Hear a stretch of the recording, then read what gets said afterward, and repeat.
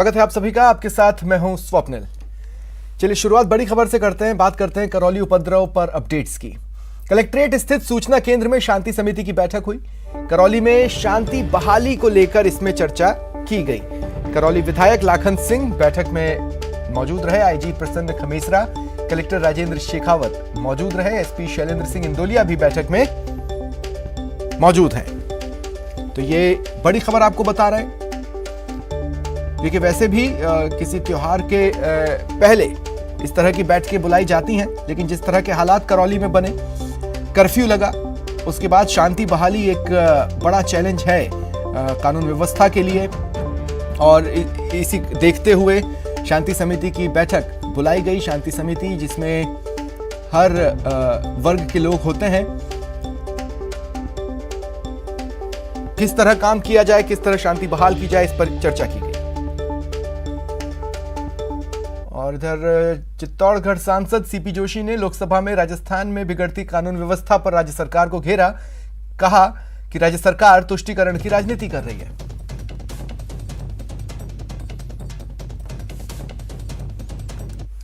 निकल रहे थे राजस्थान में जिस प्रकार से तुष्टीकरण की नीति चल रही है, हिंदू नववर्ष के जब जुलूस पूरे प्रदेश भर में, देश भर में निकल रहे थे, तब राजस्थान के करौली जिले में और भी कई स्थानों पर जब शांतिपूर्वक शोभा यात्रा निकल रही थी, हजारों की संख्या में लोग अपने नववर्ष को मना रहे थे।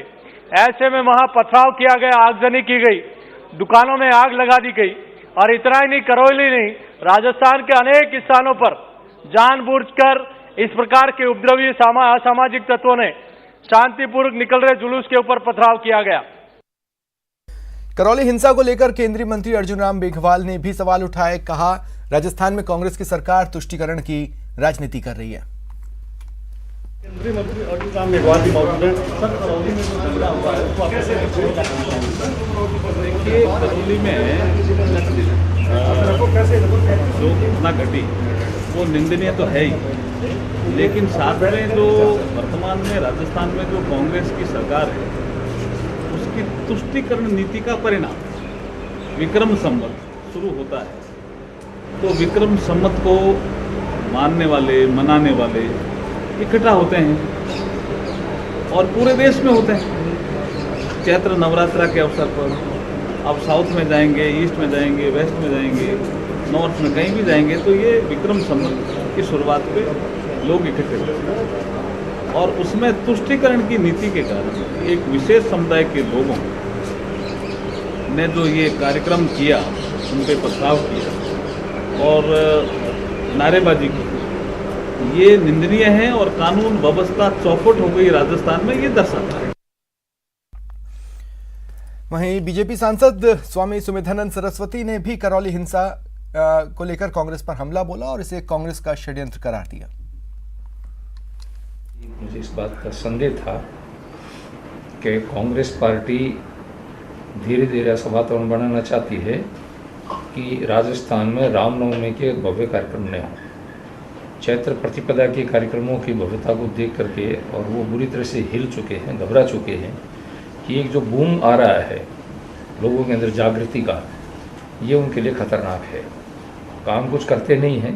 अब उन्होंने प्रारंभ कर दिया है कि जगह जगह दंगे कराओ और इस प्रकार का वातावरण दूषित करो। तो मैं समझता हूँ कि इनका षड्यंत्र है, सीधा सीधा स्पष्ट इनका षड्यंत्र है और ये नाटकबाजी करते रहते हैं। कभी मीटिंग बुलाते हैं, कभी कुछ करते हैं, दोषियों को दंड देंगे नहीं। तो ये साफ साफ है कांग्रेस का षड्यंत्र है और इसमें उनको जांच करानी चाहिए स्पष्ट रूप से, उसमें फंसेंगे उनके लोग। करौली में रैली पर पथराव की घटना को बीजेपी अध्यक्ष सतीश पूनिया ने सुनियोजित बताया। पूनिया ने आरोप लगाया कि यह सरकारी इंटेलिजेंस फेल्योर है या फिर सरकार ने जानबूझकर ऐसा होने दिया। करौली की घटनाएं हुई है, ऐसा लगता है पूरी सुनियोजित घटना थी। इससे पहले की पृष्ठभूमि में इस जुलूस को लेकर बीकानेर में, कोटा के अंदर 144 लगी, भीलवाड़ा में लगी और कश्मीर फाइल्स को लेकर भी इन्हीं बातों को लेकर 144 वहां इम्पोज की। ये जो घटना थी, इस घटना में शांतिपूर्ण तरीके से जुलूस निकल रहा था। आधे रास्ते के बाद पत्थर बरसाए गए और अब पीएफआई की जो चिट्ठी उजागर हुई है, इसका मतलब या तो सरकार की इंटेलिजेंस फेल्योर थी या सरकार के संज्ञान में था और सरकार चाह रही थी कि इस तरह की घटनाएं हों लोगों में भय पैदा हो। बीजेपी के जोधपुर प्रभारी पूर्व शिक्षा मंत्री वासुदेव देवनानी जोधपुर दौरे पर रहे। उन्होंने करौली की घटना को शर्मनाक कहा। उन्होंने पूरे घटनाक्रम को कांग्रेस के तुष्टीकरण की नीति का परिणाम बताया। साथ ही प्रदेश की कानून व्यवस्था को चौपट बताते हुए कानून प्रणाली पर सवाल खड़े किए। प्रशासन का फेल्यूर एक पक्ष है, कांग्रेस की नीतियां जिसके कारण से उनका मनोबल ऊंचा हुआ है वो उसका दूसरा पक्ष है। कांग्रेस की नीतियों के कारण मनोबल अल्पसंख्यकों का बढ़ा हुआ है कि हम किसी भी तरह इस प्रकार के जो अपराधी हैं उनमें अल्पसंख्यकों के अंदर वो अपराधियों का मनोबल बढ़ा हुआ है। और तीसरा इंटेलिजेंसी बिल्कुल फेल्यूर है क्यों राजस्थान में गृह मंत्रालय चूंकि मुख्यमंत्री के पास है इसलिए उनकी जिम्मेदारी ये बढ़ जाती है। बात सीएम अशोक गहलोत की, जिन्होंने इलेक्शन मोड में आई बीजेपी पर पलटवार किया। उन्होंने कहा कि विपक्ष जनता को गुमराह कर रहा है। उन्होंने कहा बीजेपी प्रदेश में माहौल खराब कर रही है। प्रधानमंत्री नरेंद्र मोदी को अपनी जिम्मेदारी समझना चाहिए। विपक्षी पार्टी के लोग जानबूझ के लोग गुमराह कर रहे हैं। रेप तो पूरे देश में सब राज्यों में हो रहे हैं, पर जो हमने कार्रवाई करी तत्काल पोस्को के अंदर 7 लोगों को तो उनको मृत्युदंड दिया गया। बहुत खतरनाक दौर चल रहा है देश के अंदर। इनका संविधान की धज्जियां उड़ा रहे हैं। लोग तो यकीन में बार बार कह रहा हूं हिंदू मुस्लिम कर दिया देश के अंदर। आप कल्पना कीजिए आज तो हिंदुत्व के नाम पे हम सब गर्व करते। हम हिंदू नहीं है क्या? हिंदू कौन नहीं है? हिंदू होने का हमें गर्व है। महात्मा गांधी ने कहा था हिंदू होने का मुझे गर्व है। कांग्रेस मुक्त भारत कर दो। 70 साल में क्या किया इन लोगों ने? ये जुमले हैं उनके, ये जुमले हैं। आज सबसे बड़ी जिम्मेवारी किसी के देश में है तो प्राइम मिनिस्टर की है, अमित शाह जी की है। वो देश में शांति स्थापित करने की अपील करे, वो कहें हम हिंसा को बर्दाश्त नहीं करेंगे। भरतपुर में सड़कों को लेकर सियासत गर्म है। सड़क निर्माण कार्यों को लेकर मंत्री और विधायक एक दूसरे के आमने सामने हैं। नदबई विधायक जोगिंदर सिंह अवाना के आरोपों पर मंत्री भजनलाल जाटव ने पलटवार किया। पीडब्ल्यूडी मंत्री ने कहा कि सड़क निर्माण कार्य को पूरी गुणवत्ता के साथ कराया जा रहा है। विधायक अवाना ने जिन सड़कों की गुणवत्ता पर सवाल उठाए उसकी जांच कराई गई है।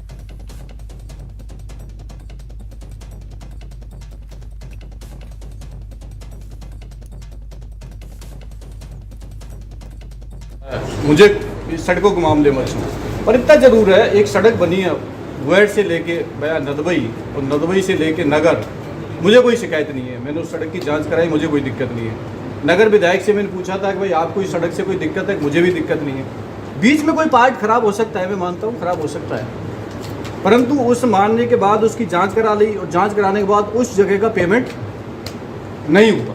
ये जो डामर करते हैं 20 mm की हम WBM के बाद, उसके बाद सेट होने के लिए कम से कम हमें 24 आवर्स चाहिए, जिससे वो जो डामर गर्म होती है उस पर जो रोलिंग करेंगे हैंड टू हैंड तो उसका भी क्या होता है वो उसके जो व्हील्स होते हैं बॉन्ड बन जाता है। इसलिए उनको थोड़ा सा रुकना पड़ता है और उसके बाद 24 घंटे बाद उसके ऊपर हम लोग कराते हैं। पर उसके बावजूद भी कहीं कोई दिक्कत आई है और वाकई यदि क्वालिटी में कहीं कोई दिक्कत है तो क्वालिटी में हम लोग बिल्कुल कंप्रोमाइज़ नहीं करेंगे, उसके खिलाफ हम लोग कार्रवाई भी करेंगे और संबंधित वहाँ का जो भी विभाग का अधिकारी या कर्मचारी है हम उसके खिलाफ भी कार्रवाई करेंगे। राज्य में 23 और 24 जुलाई को आयोजित होने वाली रीट की परीक्षा के बाद होने वाली शिक्षक भर्ती का सिलेबस पिछले दिनों शिक्षा विभाग ने जारी किया, लेकिन सिलेबस जारी होने के बाद ही प्रदेश के करीब 18 लाख से ज्यादा बेरोजगार असमंजस में चले गए।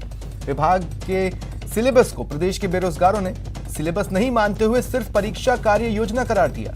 साथ ही शिक्षा मंत्री बीडी कल्ला से जल्द ही विस्तृत सिलेबस जारी करने की मांग भी की। जारी करें विस्तृत रूप से, ये मांग हमने की है। साथ में ही हमने मांग की है कि जो कठिनाई स्तर है जो 2011-12 में था वही लागू किया जाए। इन्होंने कठिनाई स्तर ग्रेजुएशन का कर दिया, वो कमियां दूर करने की मांग की है। साथ में नई फर्स्ट ग्रेड सेकंड ग्रेड की भर्ती पीटीआई की भर्ती निकालने की मांग की है और 2016 की जो लंबित भर्ती है सेकंड ग्रेड की उसको पूरी करने की मांग को लेकर आज ज्ञापन सौंपा है, मुलाकात की है। मंत्री जी ने विश्वास दिलाया कि वो अधिकारियों से मीटिंग लेकर और बेरोजगार हित में जल्द फैसला लेंगे और जल्द ही टॉपिक वाइज सिलेबस जारी करेंगे। इसमें सबसे बड़ी समस्या साइंस के अभ्यर्थियों की आ रही है, क्योंकि उसमें प्रश्नों का लेवल तो रख दिया इन्होंने 12वीं लेवल का, जो आज तक की पूर्व भर्ती थी जो तृतीय श्रेणी अध्यापक भर्ती 2012-13 उसमें प्रश्नों का स्तर 10वीं था और कठिनाई लेवल 12वीं था, जो इस बार इन्होंने ग्रेजुएशन कर दिया। तो उसमें सबसे बड़ी दिक्कत साइंस के अभ्यर्थियों को आ रही थी, क्योंकि मैथ्स के बच्चे बायो पढ़ने में दिक्कत आ रही है और बायो वालों को मैथ्स पढ़ने में दिक्कत आ रही है। सिलेबस में देखो अभी इन्होंने जारी तो कर दिया, लेकिन जो कठिनाई स्तर वो आपको पता है, जैसे ग्रेजुएशन लेवल का रख दिया है इसमें सेकंड जो लेवल 2 के लिए। बाकी इसके अंदर एक विस्तृत सिलेबस जारी नहीं किया, जो विद्यार्थियों में एक भ्रम की स्थिति बनी है कि पढ़ना क्या है, तैयारी कैसे क्या करनी है। तो ये मैं माननीय शिक्षा मंत्री जी से निवेदन है कि इसको जल्द से जल्द विशेष सिलेबस जारी करें, जिससे कि जो भ्रम की स्थिति विद्यार्थियों में बनी हुई है वो स्पष्ट हो।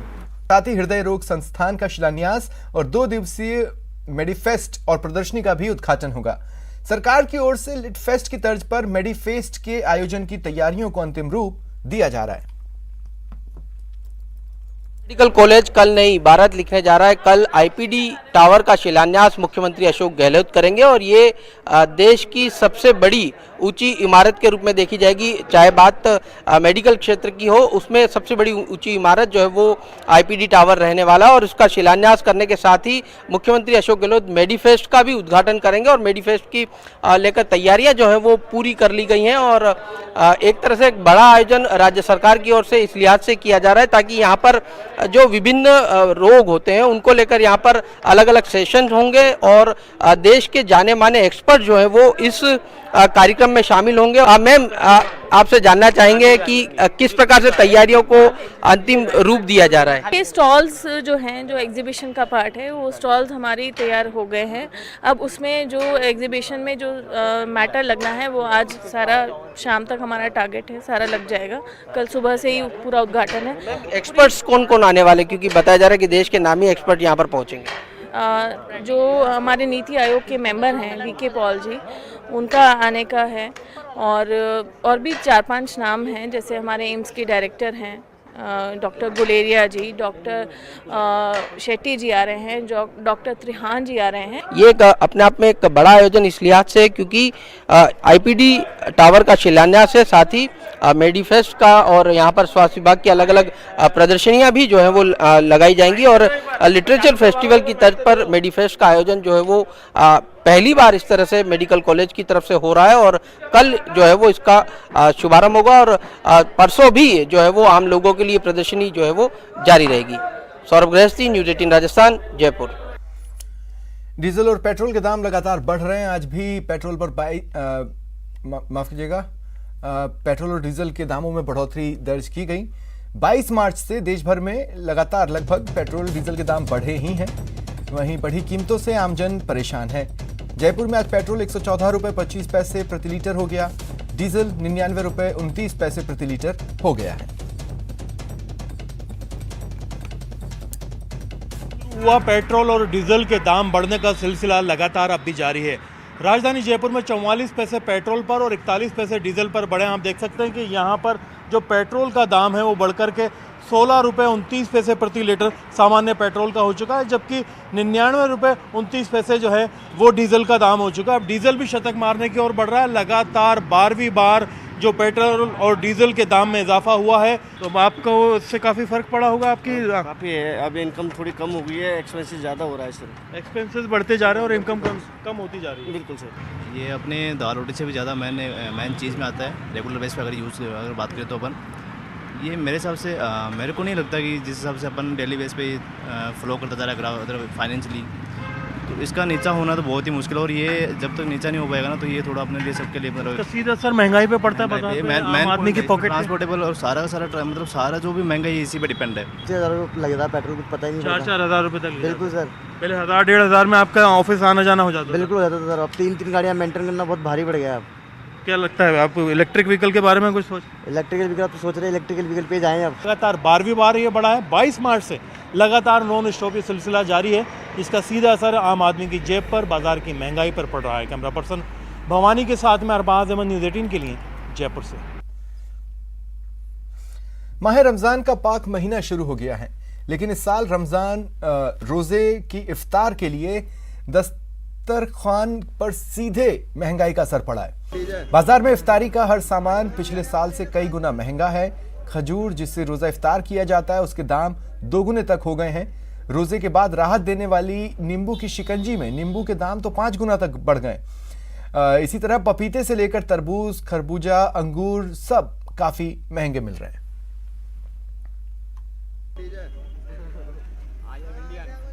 बढ़ती हुई महंगाई का असर रमज़ान में इफ्तारी के दस्तरखान पर भी पड़ रहा है। इफ्तारी में जो फल फ्रूट काम में लिए जाते हैं वो पिछले साल से दोगुने तक महंगे हैं और इस बार का बजट इफ्तारी के मामले में दोगुना हो गया।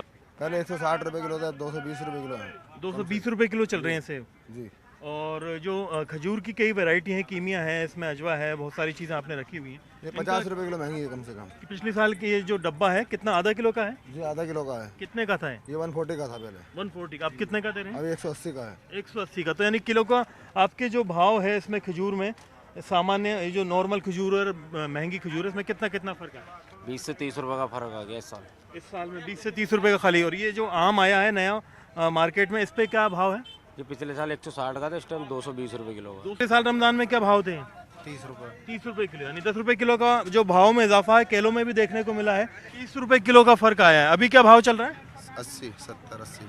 और पिछले साल क्या भाव था? 50, 40। तरबूज भाई साहब 25 रुपये। 25 रुपये किलो। पिछले साल क्या भाव था? पिछले साल 10, 12, 15। 10, 12, 15 रुपये किलो था। इतना महंगा क्यों हो रहा भैया? इस साल जी समझ में नहीं आ रहा क्या हो रही है, महंगाई बहुत ज़्यादा बढ़ चुकी है। पहले से ज़्यादा बढ़ चुकी है। पहले से ज़्यादा बढ़ चुकी है। कितना खर्चा डेली का चाहिए होता था इफ्तारी के लिए पहले? इफ्तारी के लिए पहले तो 200 रुपये, 250 रुपये में इफ्तारी हो जाती थी एक दिन की। अब कितना खर्चा हो रहा है आपका? कोई 800, 900, 1000 तक बैठ रहा है मामला। अगर अच्छा भरा पूरा परिवार। अच्छा पूरा भरा परिवार। नींबू का इस्तेमाल शिकंजी में भी किया जाता है रमजान में? हाँ, शिकंजी का इस्तेमाल होता है क्योंकि दिन भर की प्यास जो होती है तो शाम को नींबू की जरूरत तो पड़ती है। नींबू की जरूरत पड़ती है और इस बार सबसे महंगा नींबू ही है। इस बार तो सबसे इतना महंगा तो कभी देखा नहीं मैंने लाइफ में। यानी जो शिकंजी से गला तर करते हैं लोग, वक्त दिन भर भूखे प्यासे रहते हैं रमजान में। बुनियादी ज़रूरत की चीज़ है खजूर, जो है वो बुनियादी ज़रूरत की चीज़ है। ये सारे फ्रूट हैं, जो बजट है वो डबल हो गया है इस बार रमज़ान का, और जो दस्तरखान है काफ़ी महंगा पड़ रहा है। कैमरा पर्सन भवानी के साथ में अरबाज अहमद, न्यूज़ 18 के लिए जयपुर से। और अब मिलवाते हैं बाड़मेर के एक ऐसे मैकेनिक से जिनके शौक की वजह से सब उनके मुरीद हो गए हैं। साथ ही बाड़मेर से लेकर दिल्ली तक उनकी तारीफ हो रही है।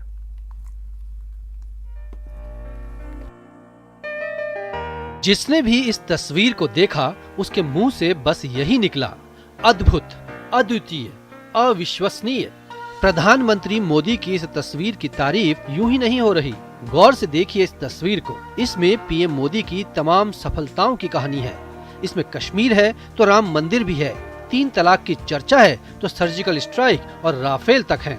ये तस्वीर बनाई है बाड़मेर में सिवाना के रहने वाले जयेश सुथार ने। यूं तो जयेश एक मैकेनिक हैं, लेकिन पेंटिंग के शौक ने उन्हें पेंटर के तौर पर पहचान दिला दी है। खासकर पीएम मोदी की इस तस्वीर की वजह से सब उनकी कला के मुरीद हो गए हैं। मोदी जी के कार्य से बहुत ज़्यादा प्रभावित था। वो चाहे कोई भी कार्य हो, सर्जिकल स्ट्राइक हो, देश के लिए जो कार्य किए, देश के विकास के लिए जो कार्य किए, उन सब कार्य से बहुत प्रभावित था। उससे मैं 2-4 बड़े आर्टिस्ट के स्केच देखता था इंस्टाग्राम पे, तब मुझे लगा कि इस टाइप के एडिटेड स्केच बहुत ज़्यादा चलते हैं। तो मैंने उस स्केच को लिया और नरेंद्र मोदी जी की 4-5 और ज़्यादा फोटो ली और उसको उस स्केच में डाला। और उनके जो भी जनहित कार्य थे उन सब कार्य को उस स्केच में डाला और मैंने स्केच बनाया। जयेश की इस पेंटिंग को सोशल मीडिया पर खूब लाइक्स और कमेंट मिल रहे हैं। सबसे पहले सिवाना विधायक हमीर सिंह भायल ने इस तस्वीर को ट्वीट किया था।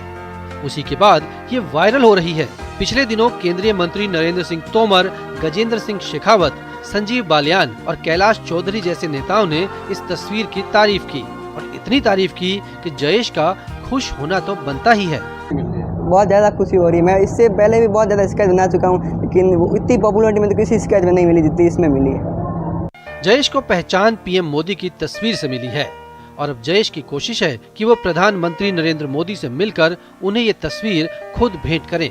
देखते हैं जयेश की ये कोशिश कामयाब हो पाती है या नहीं। प्रेमदान, न्यूज़ 18 राजस्थान, बाड़मेर। रुकते हैं ब्रेक के लिए।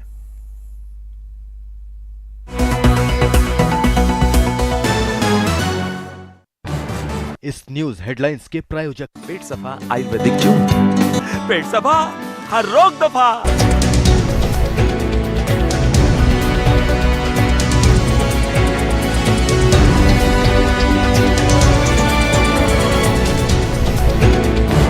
इस न्यूज हेडलाइंस के प्रायोजक पेट सफा आयुर्वेदिक जून, पेट सफा हर रोग दफा।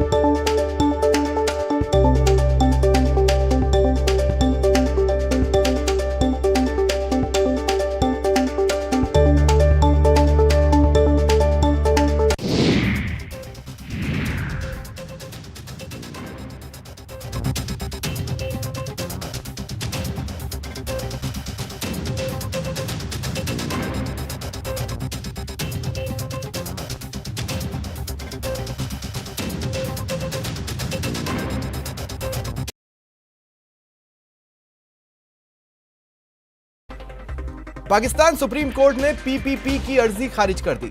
साथ ही पाकिस्तान के सुप्रीम कोर्ट ने कहा कि संसद में जो कुछ भी हुआ उसकी समीक्षा जरूरी है। दरअसल संसद ने रविवार को इमरान खान के खिलाफ पेश अविश्वास प्रस्ताव को खारिज कर दिया था। सीएम गहलोत ने आज मोबाइल इन्वेस्टिगेशन यूनिट वैन का शुभारंभ किया। यूनिट को सीएम गहलोत ने हरी झंडी दिखाई। बढ़ते अपराधों पर सीएम गहलोत ने विपक्ष पर निशाना साधा। कहा हमारी आलोचना हो रही है, जबकि एनसीआरबी की रिपोर्ट के अनुसार अपराध राजस्थान में कम हुआ है। विपक्ष के लोग जानबूझकर लोगों को गुमराह कर रहे हैं। करौली हिंसा को लेकर केंद्रीय मंत्री अर्जुन राम मेघवाल ने सवाल उठाए। कहा राजस्थान में कांग्रेस की सरकार तुष्टीकरण की राजनीति कर रही है। सरकार को इस हिंसा की जिम्मेदारी लेनी चाहिए। संसद भवन की लाइब्रेरी बिल्डिंग में देश के स्वतंत्रता संग्राम पर प्रदर्शनी का आयोजन किया जा रहा है। शुभारंभ लोकसभा अध्यक्ष ओम बिरला ने किया। केंद्रीय मंत्री और कई दलों के सांसद मौके पर मौजूद रहे। भरतपुर के रुदावल थाना क्षेत्र के गांव खेड़ा ठाकुर में ग्रामीणों ने जेईएन के साथ मारपीट कर घायल किया था। आज पर्यटन मंत्री विश्वेंद्र सिंह अस्पताल पहुंचे और घायल से हालचाल जाना। जोधपुर में कचरा संग्रहण गाड़ी के चालक की लापरवाही के चलते एक शख्स को जान गंवानी पड़ी। कोटा में पेट्रोल डीजल रसोई गैस के साथ के दामों के साथ महंगाई भी बढ़ी है, जिसे लेकर कांग्रेस कार्यकर्ताओं ने सड़क पर मार्च निकाला और जमकर प्रदर्शन किया।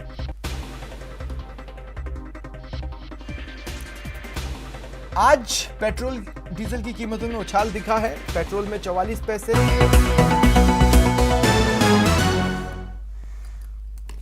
ब्रेक के बाद स्वागत है आप सभी का। प्रदेश भर में गणगौर त्योहार धूमधाम से मनाया जा रहा है। आज आखिरी दिन महिलाएं मुख्य पूजा करेंगी। साथ ही गणगौर की पारंपरिक शाही सवारी भी आज निकाली जाएगी। 4 जगहों से तस्वीरें आप अपने टीवी स्क्रीन पर देख पा रहे हैं। प्रतापगढ़, राजसमंद, दौसा, सिरोही, गणगौर की धूम आपकी टीवी स्क्रीन पर।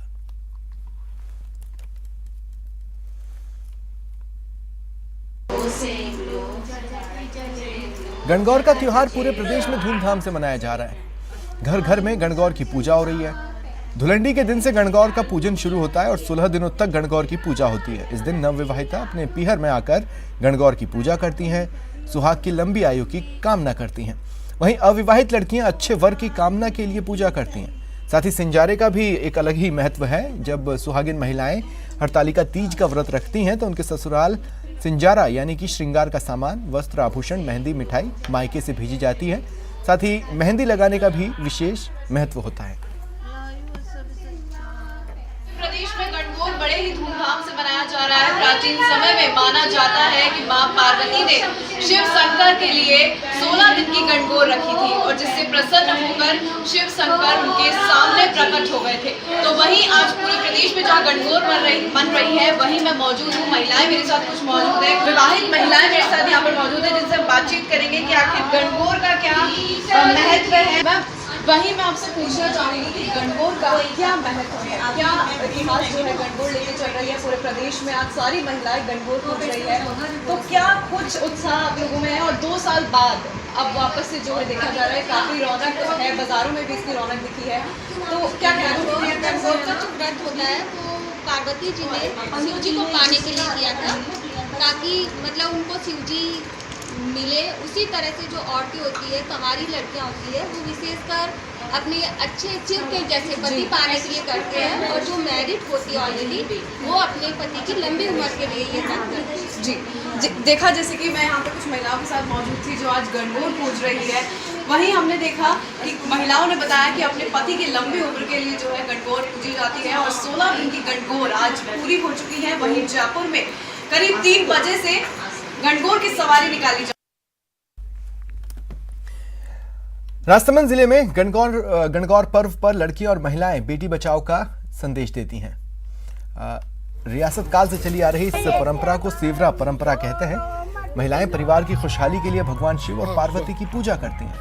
राजसमंद जिला मुख्यालय समेत ग्रामीण क्षेत्रों में इन दिनों छोटी बालिकाएं सेवरा लाने की परंपरा निभा रही है। होली दहन के साथ ही सेवरा लाने का क्रम शुरू होता है, जो गणगौर तक जारी रहता है।